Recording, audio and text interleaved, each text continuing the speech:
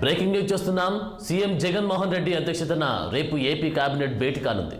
ఆంధ్రప్రదేశ్ రైతులకు రుణమాఫీపై ప్రధానంగా మంత్రివర్గం చర్చించనుంది. రుణమాఫీ విధి విధానాలపై కేబినెట్లో కీలక నిర్ణయం తీసుకున్నారు. ఉద్యోగులకు కొత్త పీఆర్సీ వచ్చేలోపు ఐఆర్ఇచ్చే యోజనపై చర్చించే అవకాశం ఉంది. అలాగే వచ్చే ఎన్నికల మేనిఫెస్టో, డిఎస్సి నోటిఫికేషన్, అసెంబ్లీ సమావేశాలు, జగనన్న కాలనీలపై కీలక నిర్ణయాలు తీసుకున్నారు. మహిళలకు ఉచిత బస్సు ప్రయాణంపై రాష్ట్ర ప్రభుత్వం పరిశీలిస్తోంది. జిల్లా పర్యటనలు, ఎన్నికల కార్యాచరణ ప్రణాళికపై మంత్రులతో చర్చించనున్నారు.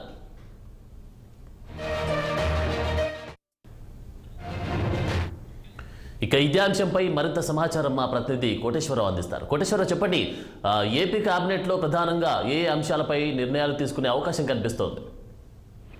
ముఖ్యంగా ఎన్నికలు అతి త్వరలో ఆంధ్రప్రదేశ్ లో ఎన్నికలు జరగబోతున్న తరుణంలో మరి ఇక చివరిది అనుకోవచ్చు ఏపీ కేబినెట్ భేటీ ఈ నెల 31 అంటే రేపు జరగబోతున్న తరుణంలో కొన్ని కీలకమైనటువంటి నిర్ణయాలు తీసుకునే అవకాశం ఉందని కూడా మనకు తెలుస్తుంది. ముఖ్యంగా చూసుకుంటే ఆంధ్రప్రదేశ్ రైతులకు రుణమాఫీపై చర్చ జరిగే అవకాశం ఉందని కూడా తెలుస్తుంది. ఎందుకంటే గత సంవత్సర కాలంగా రాష్ట్రంలో వర్షాభావ పరిస్థితులు పెద్ద ఎత్తున దాపురించడం, అంతేకాకుండా తుఫాన్లు కూడా వరుసగా తుఫాన్లతో రైతాంగం బాగా తీవ్రంగా నష్టపోయి మరి ఉండడంతో ఆంధ్రప్రదేశ్ రైతులకి మరి కొంత ఓట కలిగించే అంశాన్ని కూడా మరి రాష్ట్ర ప్రభుత్వం తీసుకురావాలని ఒక యోచన చేస్తుంది, ఆలోచన చేస్తుంది. ఈ నేపథ్యంలోనే రైతులకు రుణమాఫీ చేస్తే ఎలా ఉంటుందని కూడా రాష్ట్ర ప్రభుత్వం ఆలోచిస్తుంది. అంతేకాకుండా దీంతో పాటు రుణమాఫీ ఈ విధి విధానాలపై ఒకవేళ చేస్తే రుణమాఫీకి సంబంధించినటువంటి విధి విధానాలను కేబినెట్ లో నిర్ణయం తీసుకునే అవకాశం ఉంది. ఎటువంటి నిర్ణయాలు తీసుకోవాలి, ఎంత తీసుకోవాలి,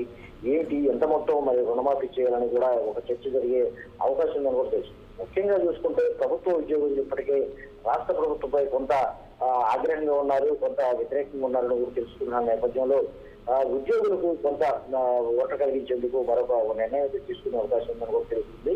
ఉద్యోగులు కొత్త పీఆర్సీ వచ్చేలోపు అంటే ఐఆర్ఇచ్చే యోచనలో మరి రాష్ట్ర ప్రభుత్వం ఉన్నట్లు కూడా తెలుస్తుంది. దీనిపై కూడా మరి చర్చించే అవకాశం ఉందని కూడా మనకు సమాచారం ఉంటుంది. వచ్చే ఎన్నికల మేనిఫెస్టో, వచ్చే ఎన్నికల్లో ప్రతి మేనిఫెస్టోని ఒక రూపొందించే విధంగా మరి ప్రజా బడ్జెట్ ప్రజలకు సంబంధించినటువంటి మేనిఫెస్టో ఎలా ఉంది, ఏమిటి అనేది కూడా ఒక చర్చ జరిగే అవకాశం ఉందని కూడా తెలుస్తుంది. దీంతో పాటు జగన్మోహన్ రెడ్డి ప్రభుత్వం ఏదైతే చెప్తుందో ఖచ్చితంగా జనవరిలో మరి జాబ్ క్యాలెండర్ రిలీజ్ చేస్తూ అంటూ కొంత హామీ ఇవ్వడం జరిగింది. అయితే ఇది కొంతకాలంగా జాబ్ క్యాలెండర్ రిలీజ్ చేయనటువంటి జగన్మోహన్ రెడ్డి ప్రభుత్వం మీద కూడా పెద్ద ఎత్తున విమర్శలు వస్తున్నాయి. అంతేకాకుండా సుదీర్ఘకాలం ఎటువంటి ప్రకటనలు లేవని కూడా చెప్తున్న నేపథ్యంలో మరి త్వరలోనే రాష్ట్రంలో ఉన్నటువంటి ఖాళీలకు సంబంధించినటువంటి డిఎస్సి నోటిఫికేషన్ కూడా ఇవ్వాలి. ఇది కూడా భారీగా ఉంటే బాగుంటుంది. ఎందుకంటే సుదీర్ఘకాలం ఈ ప్రకటన ఈ డిఎస్సి చేపట్టకపోవడం కూడా జరిగింది, జాప్యం జరిగిందని కూడా చెప్పుకోవచ్చు.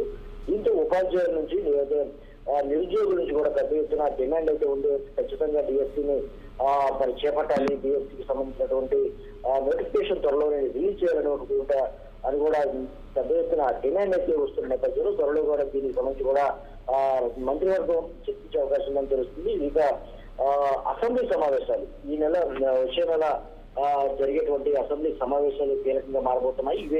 ఈ అసెంబ్లీ సమావేశాలే మరి చివరి అసెంబ్లీ సమావేశాలను కూడా చెప్పుకోవచ్చు. దీనికి సంబంధించి కూడా మరి చర్చించే అవకాశం ఉంది. ఎట్లా వ్యవహరించాలి, ఎటువంటి చేయాలని కూడా తెలుస్తుంది. అంతేకాకుండా ఓట్ అండ్ అకౌంట్ బడ్జెట్ మీద సుదీర్ఘంగా చర్చ జరిగే అవకాశం ఉంది. ఎందుకంటే త్వరలో మరి ఎన్నికలు జరుగుతున్న నేపథ్యంలో ఎన్నికలు జరుగుతున్న సమయంలో ఖచ్చితంగా ఓట్ అండ్ అకౌంట్ బడ్జెట్ కు సంబంధించినటువంటి కీలక నిర్ణయాలు తీసుకోవాల్సిన అవసరం కూడా ఉంది. ఎందుకంటే పూర్తి స్థాయి బడ్జెట్ ప్రవేశపెట్టే అర్హత ప్రభుత్వానికి ఇస్తుంది. ఎందుకంటే త్వరలో కొన్ని రోజుల్లోనే జరగనున్న ఎన్నికలు జరగనున్న నేపథ్యంలో ఓట్ అండ్ అకౌంట్ బడ్జెట్ ఖచ్చితంగా ప్రవేశపెట్టాలి. ఈ ఓట్ అండ్ బడ్జెట్ ఎంత ఉండాలి, ఏమిటి అనేది కూడా చర్చిస్తూ ముఖ్యంగా చూసుకుంటే ఓట్ అండ్ అకౌంట్ బడ్జెట్ లో కేవలం ప్రభుత్వ అవసరాలు, ప్రభుత్వ ఉద్యోగులకు సంబంధించినటువంటి జీతభత్యాలు, ఇతర అంశాలు కూడా మరి చర్చించే అవకాశం ఉంది. ముఖ్యంగా జగనన్న కాలనీకి సంబంధించి కూడా ఒక చర్చ అయితే జరిగింది. జగనన్న కాలనీ మరింత సుందరంగా, మరింత ఆహ్లాదకరంగా ఉండే విధంగా, మరింత తీర్చిదిద్దే విధంగా జగనన్న కాలనీకి సంబంధించి ప్రాధాన్యత వచ్చే అవకాశం ఉందని కూడా చెప్తుంది. పరిశీలనలో మహిళలకు ఉచిత బస్సు ప్రయాణం అంటున్నారు, కానీ ఉచిత బస్సు ప్రయాణం అయితే ముఖ్యంగా చూసుకుంటే ఉచిత బస్సు ప్రయాణం చాలా కీలకంగా మారబోతుంది. ఎందుకంటే తెలంగాణలో ఉచిత బస్సు ప్రయాణం కొంత వికటించిందని కూడా చెప్పుకోవచ్చు. కొన్ని దుష్పరిణామాలు నెలకొన్న నేపథ్యంలో దీని మీద కూడా కొంత పరిశీలన జరుగుతుంది. రాజకీయ పరిస్థితులను బట్టి ఉచిత ప్రయాణంపై కీలక నిర్ణయం తీసుకుంటారా లేదా అని కూడా మనకు తెలుస్తుంది. జిల్లా పర్యటనకు సంబంధించి ఎన్నికల కార్యాచరణకు సంబంధించి కూడా ప్రణాళికపై మంత్రులు చర్చించే అవకాశం ఉందా? Thank you Koteswararao.